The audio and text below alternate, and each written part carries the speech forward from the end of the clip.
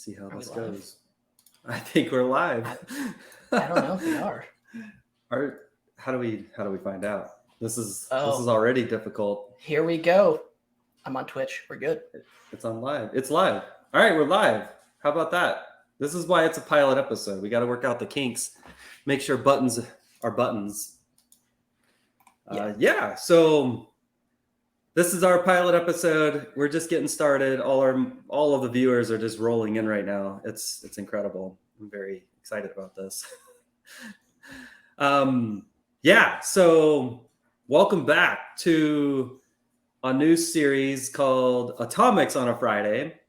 My name is Mike Haag. He's up here. I am Paul. Yeah. Misha. Yes. Delayed. You're good. What we wanted to get out of this was why we're doing this. I think that's the better word, is why we're doing this, is we wanted to bring back something that's very more practitioner focused, and highlight things that defenders might want to know versus a lot of stuff. And I think this will be a lot of mix of kind of just showing, new atomics from Atomic Red Team to just digging into interesting things that's going on in the wild. And that's where we are here with this. Yeah, we made an agenda because we're so important, and we wanted to make sure that, everybody knew what we were going to talk about today. But I don't know, Paul, do you want to run the agenda? Yeah, so to kick it off, we're just going to touch on again who we are real quick. Talk about specifically ISO files in the wild, some samplings that throughout the past few months that we've seen on the uptick and why there's an uptick, as well as some atomic tests that we can run, simulation. Then we're going to touch on some different log sources, some different detection ideas, as well as some mitigations, and of course, just any other type of files that can kind of achieve the same objective of why adversaries and people are pivoting to ISO files. So should be a fun time. Woo. Do it live. Awesome. Yeah, do it live. I realize we have the same picture. Oh, we're the same people. We are, yeah. It's just the way we operate. Yeah, again, so I'm Michael Haag, and as my camera gets blurry, it's just going to get blurry, but that's okay. It's a pilot episode. We're making it happen live. And then, obviously, I got my buddy Paul, Beard Haag. This picture has got to be 6 years old. It's probably one of the most iconic pictures of all time, though. Yeah. Yep. It's good stuff. There's buttons everywhere. So yeah, ISOs. We're talking about ISOs. Yes. We're talking about ISOs today. It seems to be a hot topic with adversaries, and I think defenders too. I think what everybody is seeing in the wild at this point is, this new container bringing in something to your organization. And that's what kind of sparked the interest of Paul and I. We both see this from different angles, and it's obviously very public with how different groups are using either HTML smuggling or an ISO container or a new type of container and whatnot to bypass or evade our preventative controls. And I think too, over time, or in the beginning of all of this, we saw this bypassing a lot of more detection-based controls as well, because it was new, right? You weren't expecting an ISO to, spawn an LNK or an LNK to come out of an ISO that had a hidden directory or anything like that, or even HTML smuggling. I should have looked into it, but I think HTML smuggling's obviously been around for a while, but as far as widespread use, I think that was always very light and not so much outside of a red team type exercise. What do you think, Paul? Yeah, I think the combination, right? When you start to look at attacker and how they're functioning, we're seeing them bundling techniques together. If you think from where an attacker comes from, they may not necessarily know the inside scoops of an org, so they have to bundle these different things together to try and get past as many potential layers of defenses as possible in order to land on the box. which we jump into our demo, we have HTML smuggling, which we didn't have an atomic for, so we created one. And that actually was based on a blog from Stan over at Outflank from back in 2018. So seeing some of these things that have been around for a while, to your point, isn't new, but we're seeing an uptick.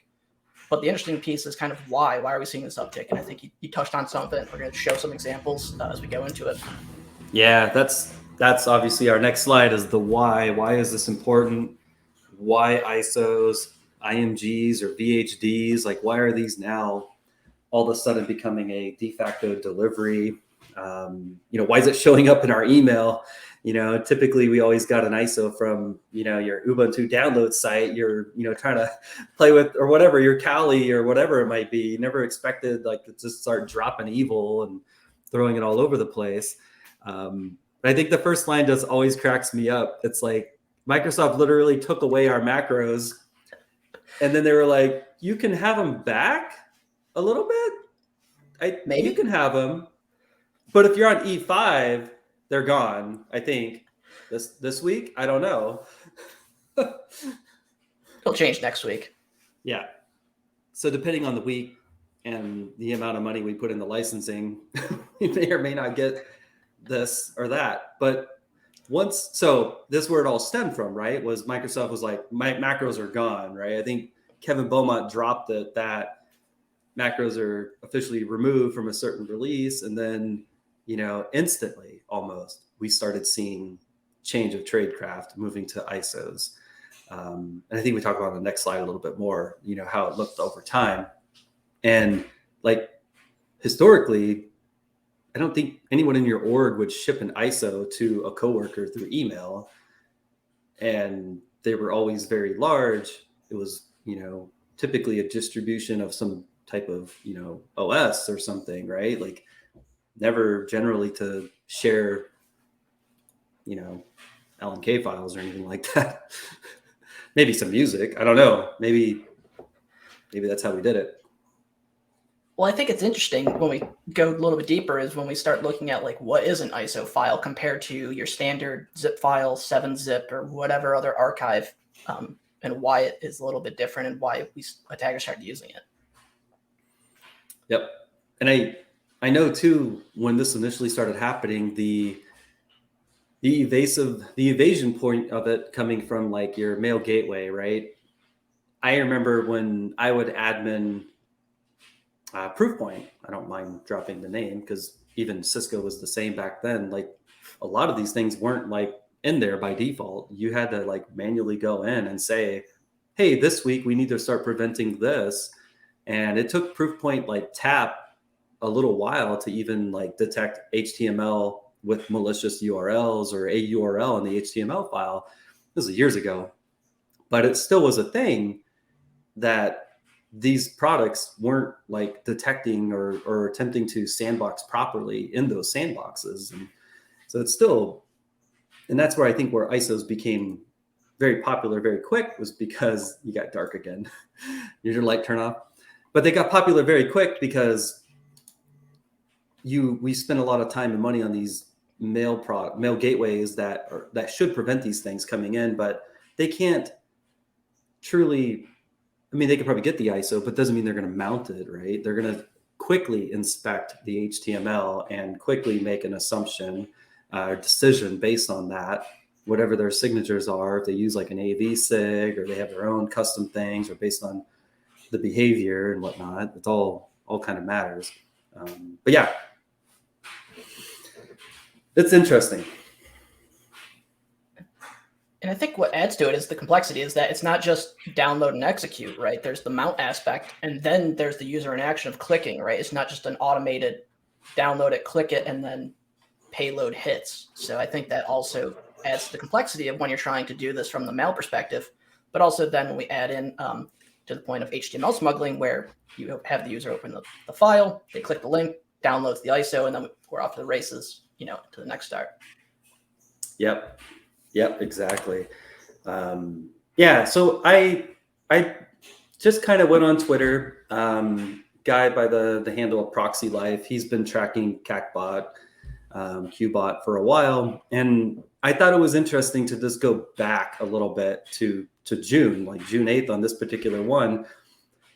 And even back then, like they were using HTML files, and the chain is kind of always the same here. And HTML is your smuggling, dropping a zip that has the container with the L&K and the malicious files. And typically they're always like hidden. So June 8th, it was an IMG. June 13th, you can see how even they're just modifying themselves to like, just straight zip L&K. So it's even different, right? And then kind of even more recent, you'll see like even in September, we're looking at like zip ISO L&K, there's a .is command and a DLL to October 10th, where I think they're starting to become more, and we would have to rip these apart a little bit, but I think in October here, we're starting to see a little bit more advancement in how the HTML looks, and we'll show that in our demo, how the HTML looks, and then all the way down to, and you kind of can see it here in that set path in October 10th with the set path 1. They're using environment variables to pull out different pieces or send in variables into those values. So like reg and whatnot, it's all spaced out. They might put carets. And then over to the next one here, which is even more recent on the far right, October 26th, HTML zip ISO, but you'll see on that second command.exe, it's just regsv. And that's the evolution, right? This is where we're at. This is how they're evading different controls and even like command line, process command line, values and defenders looking in these different fields and whatnot. It's interesting. I think I keep saying that, but I find it interesting just how the evolution of time here, they're really starting to get good at creating these things and making them even more hard, as a defender to identify and chase. Yeah, when you mount an ISO, it's not the same kind of traditional methodology of thinking about how we detect this than standard word spawning PowerShell, right? Like that behavioral aspect from a process standpoint isn't the same because it's not doing anything like that. So we have to kind of think outside the box a little bit. And thankfully, even on default logging of Windows, there are some log sources within the Windows event logs, as well as EDR can track some of these different behavioral aspects. While some of them are a little bit more brittle than others, they're still going to work. And I think that just kind of shows like go for the breadth and then we got to go for the depth of the detection, right? So who cares if they change the command line parameters? What's the ultimate end state of what this thing is going to do? And I think that helps kind of build better detection versus just trying to rely on what are they doing today? Because if it's still regserve 32, who cares what the parameters are at the end state of what is going to happen, still the same. We can use that as better detection. Yep. Yeah, I mean, they're still using, like users public path and everything like that. They're still moving or renaming binaries and all the pretty typical common behaviors and whatnot. So there was a really interesting Twitter convo. I dropped this in here because I thought it was just a cool piece of context. Either what Microsoft Defender for Endpoint, MDE, what you could do with that and that product. This is Randy Pargman. But yeah, so what the kind of query he's looking for here is like a zip writing ISO or IMG, which I think is really cool that you're able to get it down to like a zip writing those. It's awesome. One of the comments that I thought was intriguing and just a little bit different was looking for ISOs that are like less than a certain size. I thought that's really cool. Like a product can actually tell you, the size of things coming in and whatnot. And that's really powerful as a defender, whatever product it may be, being able to see that. I think over time, maybe this is like the guessing what the future may hold here, but I think we will start to see padded ISOs coming in. And I think we have been, one of the samples that I've looked at here, it came in with like a bunch of random text files and just kind of like random things to different empty folders and whatnot, anything to kind of make it look legitimate, but at the same time, there's still obviously evil in there. And then, yeah, what else do we got? Got our little demo. Demos. Sweet. It's alive. Let's see if we can do this without breaking anything. It works. It works. The pilot. All right. This is exciting. Yeah, I don't even know where to begin. I'm so excited. All right. Yeah, so we recently have shipped, I think you wrote this one, Paul, for the HTML smuggling, right? I did. It's a very... Tell us about it. Yeah, so the concept, as I mentioned earlier, came from a blog post from Stan over at Outflank from back in 2018, which basically is just an HTML file that has a little JavaScript in it. It's base64 encoded URL that's actually reversed. So there's a function inside of it that will then take base64, reverse it, decode it, and then download the ISO file, which is just hosted on GitHub in the Atomic Red Team repo. But the idea is to kind of show delivery, right? In some of the earlier examples we were touching on, generally see HTML to zip and then ISO, hiding the ISO in the zip to try and evade some of the mark of the web, which is to try and bypass and assume that there's things like attack surface reduction rules or anything that would prevent execution of those. So in this case, again, just thanks, Dan, for the great work. Literally just copy and paste, put some HTML tags around it and call it a day. But the idea is the same, right? So we're just kind of looking at different methods. And we think about where these HTML files are coming from. You have things like email clients or browsers, potentially. You're doing something like a G Suite where you just open it up.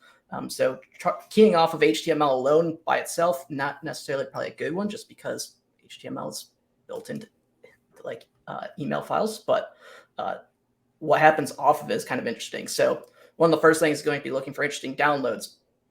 But in this case, because again, it's just the ISO file, that makes it a little bit trickier because generally speaking, you see the zip file first and then the ISO file extracted outside of it. But it's still a good test and kind of show like, okay, we got the ISO file on the box. Now let's open it and then continue the execution path and look at the different stages we can try and build and figure out where our detection and preventions can come into play here. Yep. Yeah, this is a solid one for, helping folks kind of see the ISO dropping and where it's going and whatnot. Yeah. Yeah, this is just the HTML. I mean, this is literally what a lot of these malicious HTMLs look like coming in now. They may have some like cleaner looking, fancy things to see here, but otherwise this is it, right? Like a lot of it's just base64 encoded. And I think we have an example of like a Dropbox or something a little more flair to it to kind of mimic what it may actually look like from the user perspective when they open up that HTML file. Yep. And then click through it. Got it right here. Yeah, so this is one of the ones that I took from Proxy Life. There's Proxy Life on Twitter in the original slide there. But yeah, literally, once you open the HTML, it looks like this, and it will dump the zip file, attachment.zip, and it's also password protected. So it tells me my password, and I'm ready to go. On the inside, it looks like this, right? It's a little bit different. There's obviously a lot more here because it's more of a Dropbox type thing and wants to look like that. And then it has like a little Calvin and Hobbes text blurb in the comment here, and then some other little cool obfuscation type bits. Yeah. And one thing I was thinking about from detection, and I think about this, like how often are HTML files being brought in? And like as a defender, is it simple enough to just go and look for any HTML file, drop into downloads folder? Or, is it noisy? What do you think, Paul? Is that like a bad idea? Downloads probably could get away with it.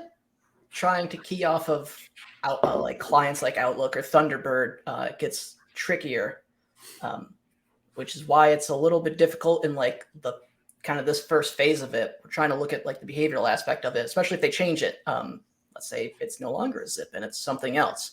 Then we kind of are just playing the whack-a-mole game. But I think it's an interesting thought process, and who knows, maybe a quick alert and win for a basic file write of HTML inside the downloads folder is a good one. Who knows? It's gonna have Yeah. to definitely play in the in various environment sizes.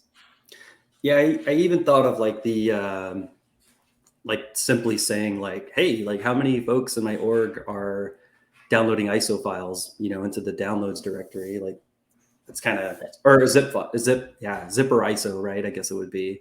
But yeah, I don't know.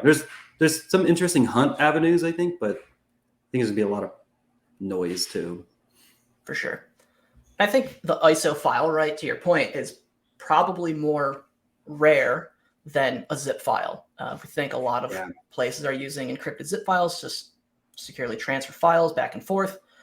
Email, right? Sandboxes can't just open up an encrypted zip file without passing it parameters, which is why like some of these just bypass right through gateways because they don't have that capability. Yep. Yeah. So I guess we'll just jump back to our atomic test here for smuggles. This is just straight from Atomic Red Team, and we're using invoke atomic and hitting our T number, and I'm just showing the details. And if you haven't used invoke atomic before out there, like it's as simple as that, just to kind of see what this test is. Obviously you can use like Atomic Red Team, like the GitHub repo, and look at it like on the markdown, which is probably a lot cleaner. But yeah, it's nice. Like we have our attack commands here. Like this is what's going to run when I execute this atomic. And then if we want to clean this up, this is the cleanup command. Most atomics out there have, everything like as far as cleanup goes and different things. Some atomics do have dependencies. So if this HTML file wasn't here, it would say, hey, like you need the HTML. And that's where the get prereq command will come in and actually go and grab that HTML file for me. Obviously, this comes directly from the repo. But otherwise, like I already have it. So I'm just going to run this. And yeah, there's literally nothing to see here. And there's my ISO. I'm just going to open that guy. Oh yeah, we forgot to fix that. Huh? Somebody should fix that. I think you told me I think you said something like that. No one's gonna open it or something. Or I said no one's gonna open it. We're like, yeah, we're good. It's fine because it wasn't the test of, because now we're going into a different thing, which is execution of the ISO and contents inside of it. So we're like, oh, it's okay, it's fine. Nobody's gonna open this. No big deal. And then we go and open it. So there's nothing to see here. If anybody knows how to fix it and wants to submit a PR, I know some people that may just be able to approve those. So anyway, there's my ISO and job done, job well done. Like it occurred, it worked. It did what it was supposed to do, which is just write the file to disk. Mission don't mount it. We're good to go. Yeah, don't execute it. This is why we're piloting things today. Okay, so I'll run the other test here in a minute, the actual malicious ISO from that CACBot campaign. But let me run our next test for funsies. And this is the actual, let me clear screen because it's becoming a lot here. All right, get out of here. All right, so let's do invoke atomic test T1553006. I'm gonna do show details. Actually, oh, did I get the wrong atomic key number? Did you specify the test? Number 5.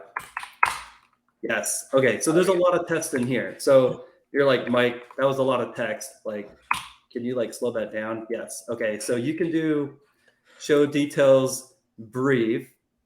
And this will show you just how many tests are in here. And the way invoke atomic test works as well is because we're running on Windows, it will only show, Windows-based atomic tests, which is awesome. So obviously there's 4 atomic tests in here. The main one that I want to showcase today is test number 4. So I can actually just say here, show details on test number 4. And you can see there's a little bit more in here. The description is I want to execute an LNK from within all the things ISO, and it should spawn calc, right? And so we give you all the commands. This is all through PowerShell. It's going to load up, download the ISO, load it up, and rock it from there. And then we do have some cleanup commands, I think, to dismount the image and all of that. If there's any dependencies, again, Dependency is the ISO is required for this particular atomic. So no more need for the details. Let's just run this thing and execute that LNK. Boom, we have our calc. At least all one the APTs have occurred, and we could go obviously and see that mounted. I don't know why I went network. There's no network here. All the things hanging out. And yeah, so this is what's inside that ISO. We have our DLL, and then we have our LNK. And because it's an atomic test, right? Like it's nothing here we're trying to obfuscate or hide or anything like that. We're just sending it downrange. It just works. I actually just realized what's really cool about this is it's using, yeah, that's cool. Anyway, but yeah, so that's that. That's our little LNK, and that's our DLL. Same thing. Let's ship downrange real quick for fun, extra fun. Let's run that PG1. I think I already have it mounted. So that's a good place to start. Let's go dig inside here. So this particular thing, right, this was hidden. I just unhid it. Inside our LNK, just like what Proxy Life had showed on his tweet, it does Command C tools, and it runs this bat file renamed to CMD, and it's going to pass these regsv variables in. So what is in the tools directory? Great question. There's our DAT file and or DLL. There's like some random stuff, and props to the great artwork. Excellent. I just wish it was more magical. And there's like some random text because I don't know, it's got to look cool, right? And then empty directories. But flipping to that bat file real fast, there's a lot going on here. And again, this is meant to evade whatever kind of, sandbox on the mail gateway side. They're using environment variables. They're, copying things, and that's where your copy right here, moving things around. And in this particular case, it's renaming RegServe32 to envelopingconcussion.com. So it renames it, it moves it and renames it, and then it will load that tools bucketfuls dat file DLL. So that's how this one operates. So yeah, I mean, the whole idea right now is to just click on that LNK, and then I don't get an invoice. I don't get anything cool out of this one, unfortunately. That's well, it. You get malware. I get malware. Yeah. that's it. That's the better prize out of all of this. Yeah. Yeah, something I didn't dig into. I'm just gonna back up here real quick into what's more cooler than malware. I agree. Something that I wanted to show here. So obviously the simple method is just to deliver straight up base 64 run, very simple. What I found interesting with this particular sample is obviously it's a very long base 64. There's more here than meets the eye.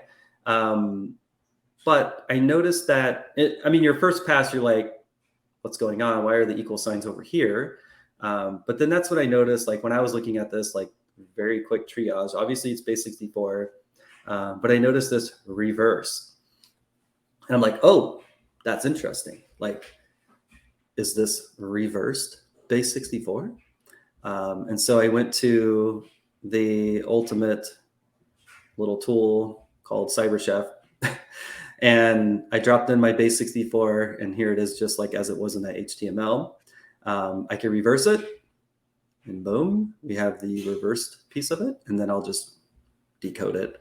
And then there's your next stage, right? Like that's how deep these guys are going to evade the controls and everything like that. So it's a HTML file with base 64 that's reversed.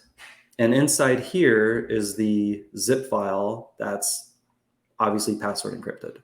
So there's a little bit of extra layering going on here. So if you're quickly triaging these things, this is kind of like, how deep these guys are willing to go to evade anything that's, inspecting and whatnot. Yeah, that's that. And then what else? Is there anything else that I'm missing here, Paul? No, I think those are the two that we hit. Okay, and then I'll showcase a little bit of stuff here in Splunk, just using straight sysmon, literally pulling out, these like an ISO LNK within like the recent folder here, just stuff that's dropping to disk, just other ways to kind of hunt for these things happening on an operating system for Windows. You can go for other ones like IMG or VHD, things like that. And I know we're hitting 30 minutes, but same thing with the registry. Anytime a new ISO is loaded up, it'll pop into recent docs. It could be noisy if folks are constantly opening up ISOs, things like that. So there's just some avenues, places to go. So I just kind of played with this one here, kind of showing the regsurf32 loading up that DAT file. And I think I have one more. Yeah, maybe two more. But this one, here's the renamed regsurf enveloping concussion, loading up the DAT from the tools directory within the ISO. I actually thought that might be a really cool hunt, is like not looking for a path in here. So like outside of like a renamed binary, I thought this would be kind of neat to just go after like things that don't have like a C dollar or anything like that, C colon, going for like just a directory ending in. Obviously you can go for DATs. There's obvious things that we could hunt on just like that too. I don't know. I think there's more here for sure. Yeah, and I think what's interesting on this one is that it copies it over, so the execution comes out of C drive. In other samples and things that I've looked at is that the execution will have the path of whatever drive is mounted from that ISO file. So instead of being C, it'll be D, E, F, G, whatever it is. Yeah. And that's kind of like a red flag. Like, okay, why is it loading from a completely different drive? Now, not super uncommon, but depending on the environment, like that could be extremely interesting to look at, is execution out of non-standard like C drive paths or, mount properly, normal mounted drives, at logon. Yep. And yeah, just kind of a quick show from that bat file of Command C running it, passing these, and then showing the little items here. But yeah, it's all really interesting. Keep saying interesting, but it's interesting. It's all interesting. It's just so interesting. But even like from like a, yeah, I know. I'm going to pull up new words next time. This is why it's a pilot. But yeah, I mean, it just shows like that progression over time. Like it started with just like the very basic HTML smuggle, like what we're seeing in Atomic, to now, reversed base 64 password, encrypting your zip. You have your ISO deep down in something like it's just a lot, right? Like there's a lot of functions going on here. I mean, from a user perspective, someone who clicks on these things, they're going to just get a zip, like a double tap, I got my zip, got my invoice or whatever it might be that week. And that's how they operate, and then they had to click on the LNK inside this ISO. It's multiple click points here. Why are we still clicking these things? Because Windows allows us to. Yeah, Windows is our friend. So going into a little bit more. So as you're potentially looking at responding to something that may involve an ISO file, a couple PowerShell things we can look at is one to look at, most EDRs have some form of like a live response functionality, or if you have like WinRM and you're doing it via just a terminal, get volume, kind of list out the interesting drives that are on there. In this case, because ISOs are virtual disks or virtual optical disks, we're looking at things specifically like CD-ROM. In this case, we have two. The first one is the E drive, and then the last one is the D drive. D drive, that's just the standard ISO to install Windows. However, the unknown or the friendly name being CD-ROM is kind of interesting.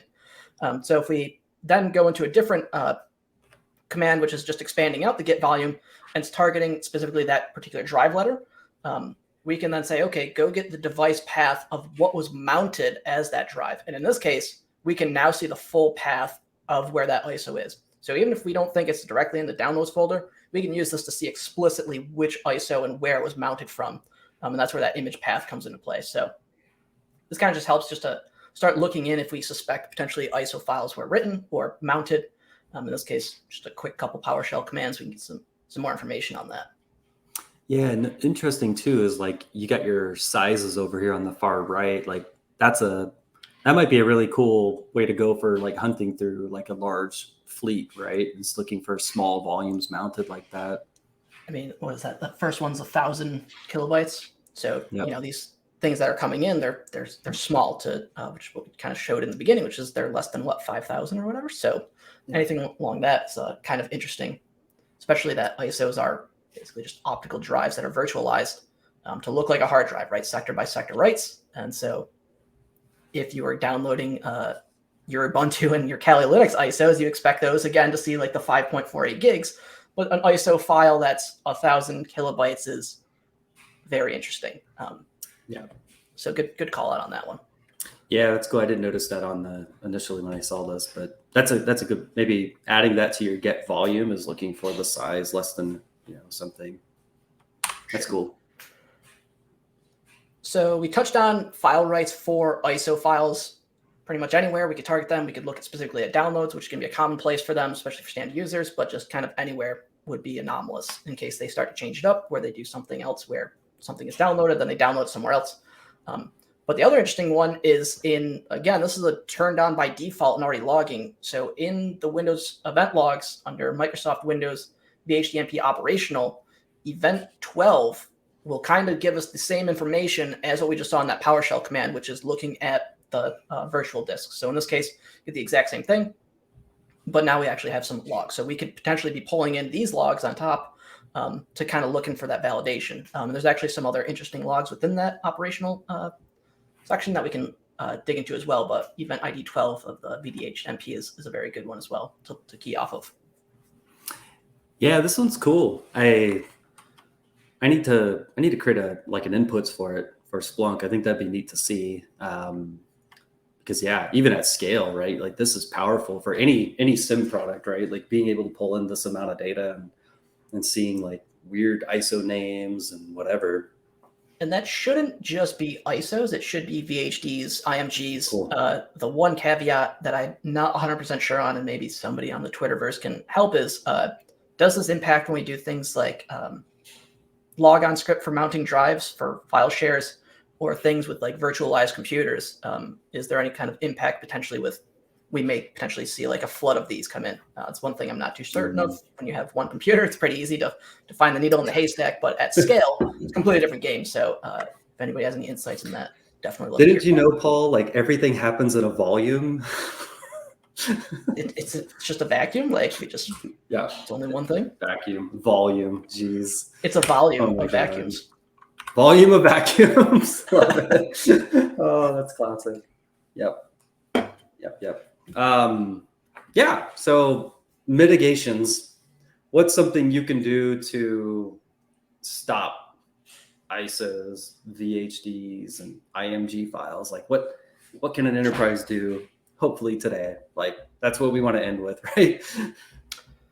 Yeah, I think the first one, app blocker, WDAC, ASRs are all valid tools. And of course, there's other third-party tools that you can implement that can help either identify or detect it. But if we're just focusing on things that we can do right on the box, app blocker is an easy one to go with. Another interesting one is to remove it entirely from the registry, from the context menus, from the registry. And what this prevents is people I get an ISO and I double click it auto mounts, and then I'm inside the Explorer window and there's all my stuff and I click it, now I have malware. What we can do is actually remove those auto mounts and that context from the registry. So that way, if we do get it, we click it, all we're going to do, just like we saw in our demo, is we're going to get a nice little error box that says something broke. So that's kind of an interesting aspect in that case. So Bill Dorman has a great gist on specifically those registry keys. A couple other things I'm going to flip around Twitter for specifically what to remove. There's probably like 4 or 5 that you can remove them from. Now, one interesting thing is that it will basically break it. So using things like PowerShell, trying to mount it, or it won't do it when you remove those keys. So if there is legitimate usage using GPOs to apply this for somebody like in accounting who's not doing it with ISOs, That's a great win, even if you can't do it across the board, right? Just like the old, oh, just block macros, turn them all off. Like, that's great in theory and what should be done, but we all know that that's probably not possible across the org. So paying close attention will help that. The other aspect is then using like a third-party tool to mount or extract those. Those are quick wins. Again, just taking the ability for somebody to just double click and remove that capability away is definitely going to reduce the attack surface of this. Yeah. Yeah. Even I know I've wrote so much for App Locker. I think that blog, I think it's from like 2017, right? Like it's getting old, but I feel like every month I bring it up about just preventing something from running. And like ISO is a great case. Like you don't need it. Like maybe use App Locker to go and stop these things. And yeah, even changing default open widths, things like JavaScripts, files of that nature to Notepad, that's a huge win without still being able to do something like execute WScript versus just taking it out completely. So there's options, but again, it does take a little bit of effort and work to analyze the environment and understand what it is, but there's always a way. You just got to make it happen. Yep. Yeah, it's cool. It's a fun one. Yeah. It was. Yeah, this was good. As the kids say. It's just interesting. It's just. I got my thesaurus now. I'm gonna find new words. Come back and it's gonna be the same word for the next week, and we'll just do that. We'll play the trivia game. What's the word of the week on top of the atomic of the week? We'll remove interesting and swap it. Yeah. So to kind of wrap it up, thank you for those who joined and or are listening. Yeah. So I guess like we probably should make this a little cleaner next time, but we used Invoke Atomic Red Team to simulate what is this T1553-005, which is probably not HTML smuggling. Yeah, that's the mark of the web ISO, and then T1027-006 is the recent atomic we shipped in for HTML smuggling, and showcased that. We dug into CACbot sample. We looked at some HTML and how these things are being brought in and used, abused. We checked out, just some quick logging and looked at some mitigations for ISOs. Hopefully this was interesting. Someone out there. just one more for good measure. Yeah. Feel free to reach out. We're always looking for contributions for Atomic Red Team. So if you have any ideas or know how to fix that ISO from the HTML smuggling one, I definitely know people who will happily merge those PRs if you can figure it out. Ship you some swag or some gear for fixing that. Yes. Yeah, if there's anything specific, we'll send an ISO. We'll ship you an ISO. Around. Less than 500K. We should make one that's over 5. That's 501. That's a good idea. That'll be a good make test. It happen. Yeah. Why not? Put an ISO inside an ISO. We'll do ISOception next time. Oh, that's a good one. See? Make it happen. It'll be interesting. Yeah. We'll ship it. All right. That's the pilot. That's the end of the pilot episode. We'll see y'all next time. We have a special guest. I guess not a special guest, but we'll have somebody who will be permanently on as well for the actual episode 1.